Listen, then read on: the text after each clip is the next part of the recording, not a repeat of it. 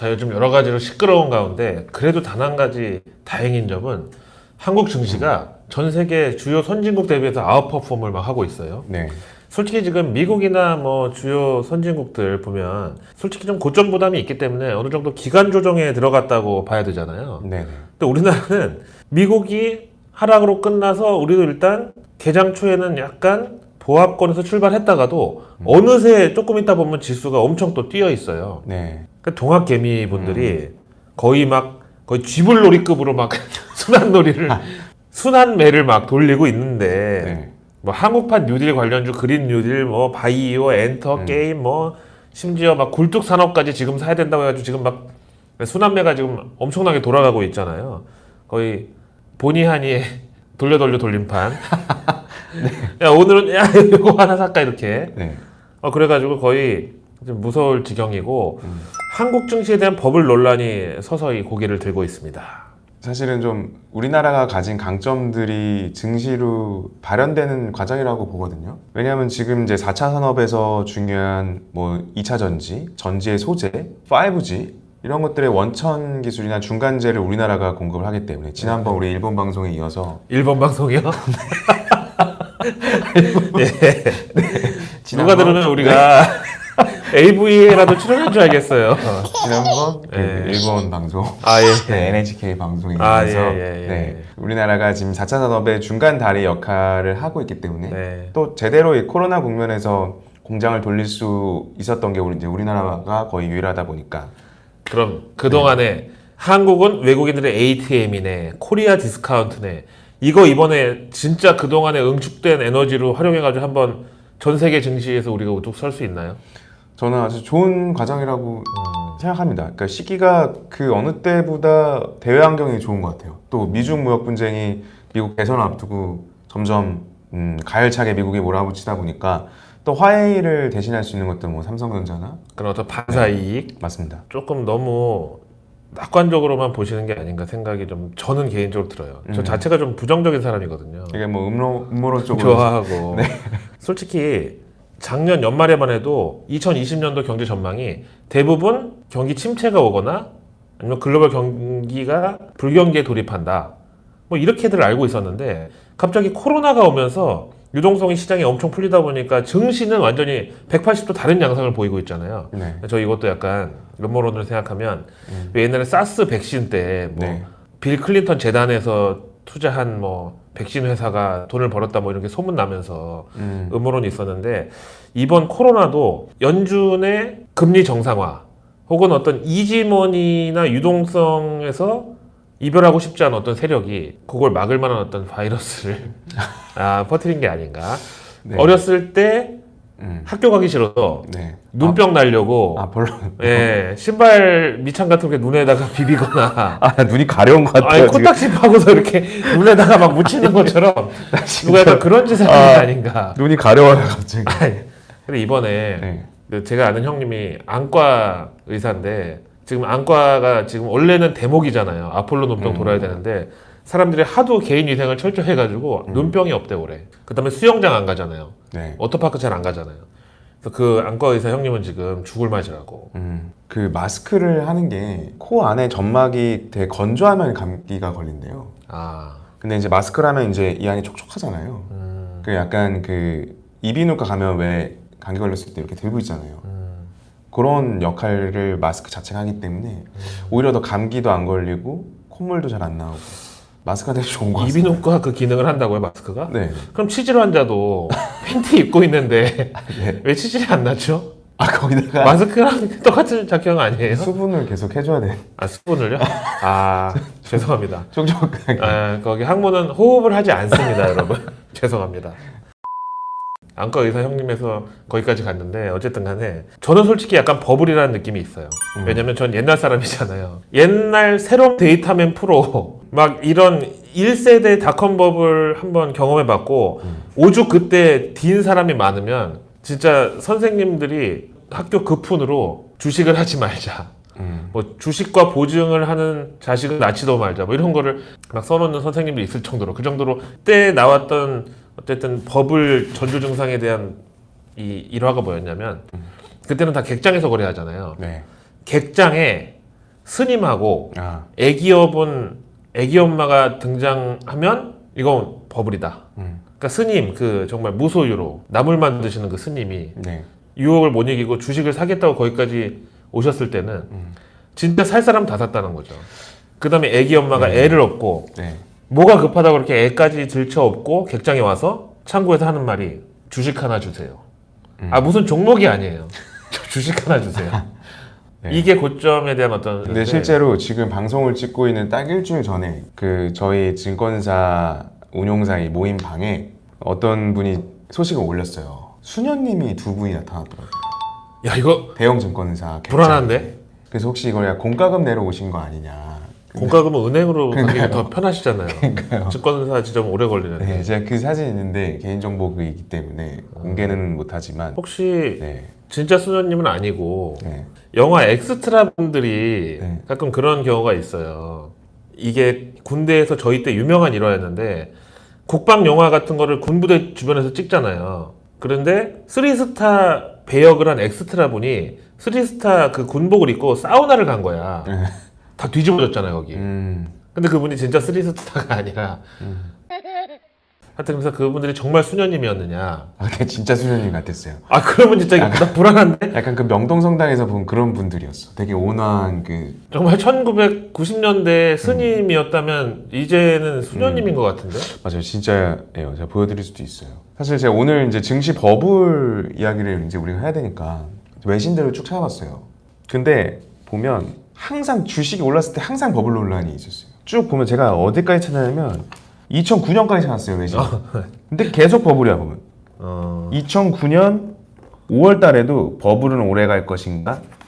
2013년 11월에도 회복을 죽이거나 버블을 키우거나. 버블을 가늠한 5가지 지표. 13년도 11월 18일. 13년도 12월 4일. 버블은 언제 터질까? 마켓워치. 어떻게 보면 유동성의 또 다른 이름이 버블인가? 그럼? 이게 항상 버블이라고 이야기하면 오를 때마다 버블이라고 이야기할 거면 이게 버블이 맞는 거냐 버블이라고 표현하는 게 약간 그런 도돌이표에 저는 좀 빠졌어요. 그러니까 그러면은 이게 버블을 평가하는 잣대 자체가 잘못된 거 아니냐. 그러네. 2009년도 5월이면은 서브프라임 사태 이후로 시장이 왕창 망가졌다가 겨우 반등하고 있는 그 시기에 또 버블 얘기가 있었다는 게 맞아요. 시기적으로 그러니까 아이러니하네요. 제가 이제 버블 자료들을 찾아보려고 정말 찾았는데 놀랐습니다. 거의 반기마다 버블이 이거는 단골이에요. 단골 주제예요, 버블은. 고점을 판단하려고 하는 자체가 사실상 좀 불가능한 이야기일 수도 있는 것 같고. 그러면 우리 증시 얘기를 좀 해볼까요? 요즘에 몇십억을 들고 온 할아버지가 있었다.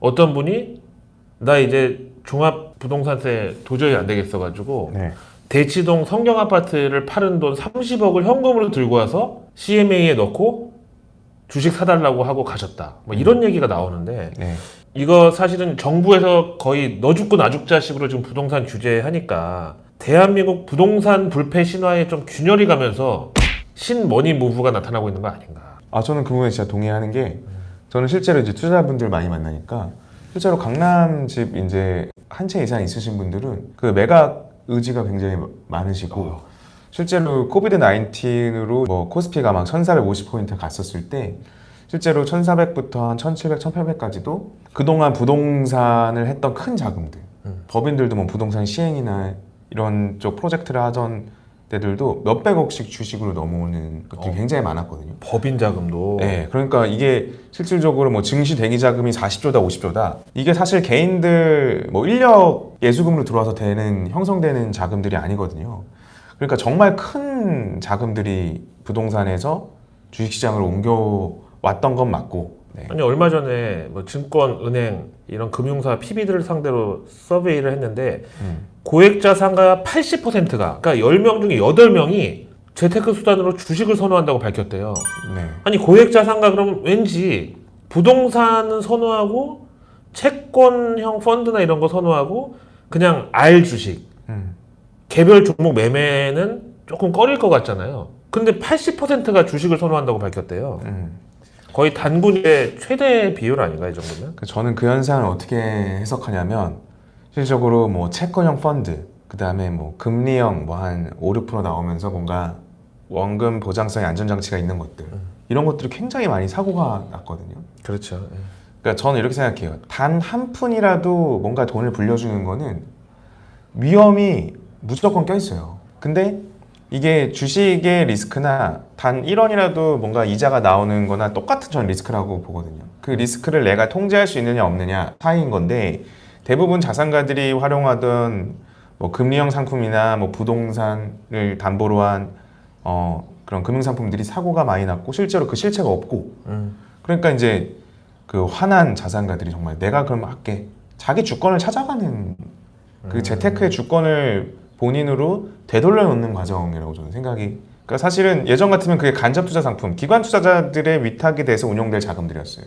수급상으로 보면은 올해 현재까지 개인들, 그러니까 동학 개미들의 국내 주식 순매류량이 국내 주식 순매수량이 46조 원, 해외 주식도 12조 원이에요.